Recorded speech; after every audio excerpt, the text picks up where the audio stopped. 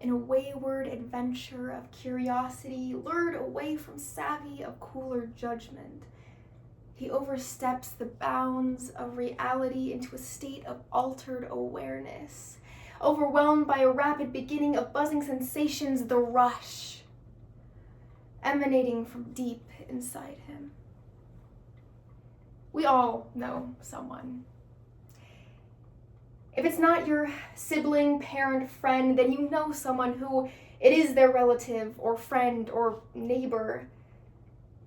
Addiction plagues this country that we live in, but deeper than that, it plagues the communities and relationships that we are a part of. Today, we'll be exploring this complex topic with excerpts from The Abyss of Drug Addiction by Sinead Dike, Fish by Matt Kunin, Life in Reverse by Gray Thomas, Footprints in the Sand by Anonymous, and statistics from the National Center for Drug Abuse and the National Library of Medicine. Oftentimes, addiction is seen as something that should be kept secret and not addressed. After 4 hours on the lake, Dad's bobber doesn't move an inch. Suddenly, it dips. Then again. Then it plunges underwater like a submarine, so he reels and tugs and reels and tugs, and when he yanks that beast out of the water, it's like this big. And we laugh until breathing becomes a gift. I'm grateful for every father-son cliche reflected on this lake. Dad, I don't want to leave. But as the sun dips below the horizon, he says, son, your mother is making lasagna tonight. Either you get in the car or I'm leaving you. Every fishing trip we retell this story.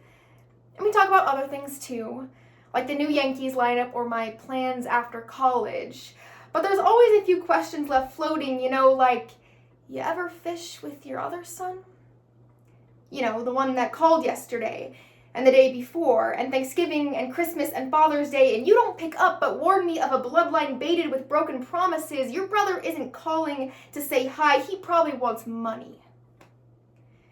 So I let the phone ring. Hear his voice tangle through the answering machine. I want to unravel him. At Christmas, I hear old fisherman tales of a nephew with pinprick arms. He just loved the way the hook pierced his skin. It's like he was trying to catch himself. They say we look alike. They say he might be in New York or Washington. They don't know. Chris has always been a floater. The National Library of Medicine shares the negative impacts of substance use disorders on the family include disruptions of attachment styles, rituals, roles, routines, communications, disruptions in social life and finances.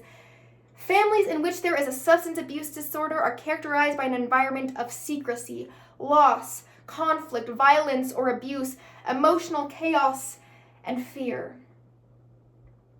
Continuing to view our loved ones who experience the disease of addiction as something to hide is never going to help them.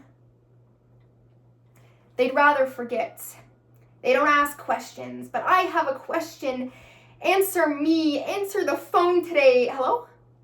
Hi, brother, Dad, sounds like his head is bobbing underwater. Dad, do you remember the fish you caught? How you yanked the hook from its gut and tossed it back? It just floated, remember? I know it's tradition to forget the fish that swallows hooks in place of parenthood, just toss them back. The only proof of my brother is stuffed in the back of a photo album, like the lure in a tackle box you don't use anymore, but there's a trout mounted above the fireplace right next to the picture at my graduation. Dad says, now that's a keeper. Drug overdose deaths in the U.S. since 2000 are nearing 1 million. For little context, the entire state of Montana's population is around 1 million. Entire Montanas are lost because we can't face helping these people who are struggling. The National Institute on Drug Abuse shares that although substance use disorders are treatable medical conditions, studies show people with these disorders still face discrimination and stigma that can impact their health and well-being. It's only until after someone is gone that people wish things had played out differently. I wonder what life would be like if we lived our lives in reverse and watched as everything becomes simple and easy and perfect. If we lived our lives in reverse, we would begin with a mortician pulling us out of our coffins and a doctor trying to shove us back feet first into our mothers. If we lived life in reverse, we'd go back to school to learn how to forget everything we know. We'd give our expensive university diplomas to a stranger on a stage wearing a long black robe. We'd shake his hand while smiling for a picture that erases this memory forever. If we lived our lives in reverse, weeping brides would kiss their soon-to-be fiancés and then lower the veil over their face. Fathers would pour gallons of themselves into smaller square bottles, then take the bottles to local liquor stores, place them on the crude shelves. Then the liquor store owners would give them back their wages in small but gracious increments. If we lived our life in reverse, enemies would become friends instantaneously just because they said a bunch of stupid stuff to each other backwards. And my friend Mackenzie, she'd become my friend again instantaneously. She'd become my friend again as I watch her push herself into dozens upon dozens of syringes, then donates these syringes to the dirty old moonbeam merchants. This act of charity would leave her looking younger, ravishing, unshakable, alive. Meanwhile, the moonbeam merchants would take their fistfuls of syringes, empty them of their contents onto little pieces of tin foil, allowing it to cool until it becomes a fine white powder. Then take the powder and form it into a poppy gum and put it into the poppy blossoms.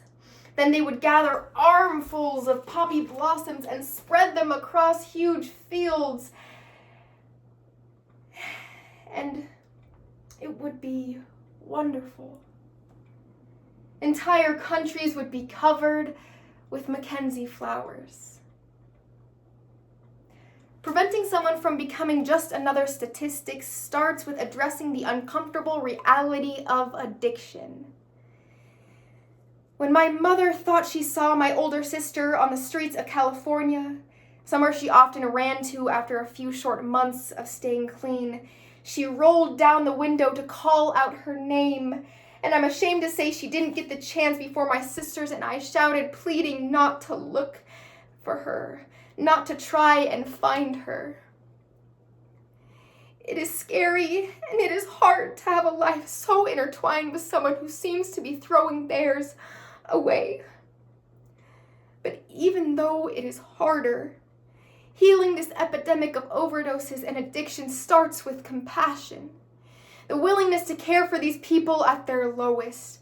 I wish I could shout over and over again, Amanda, Amanda, Amanda. I was walking along the beach across the dark sky. Flash scenes from my life. For each scene, I noticed 2 sets of footprints in the sand.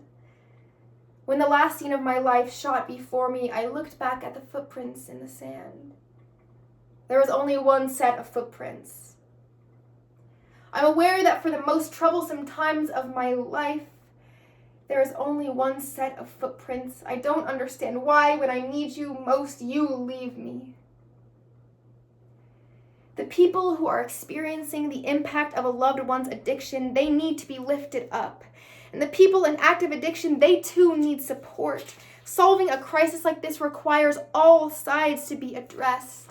The only thing that disappears when we ignore the impacts of addiction is the people who struggle with it. We cannot solve every aspect of addiction, but what we can do is not force the victims, those impacted through using, and those who experience the side effects of loving someone who uses. We cannot force any part of it into the shadows of our lives anymore.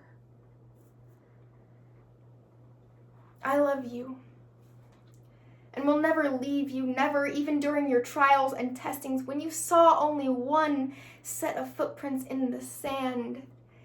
It was then that I carried you. It's time to begin carrying each other so that we can move out of this darkness together.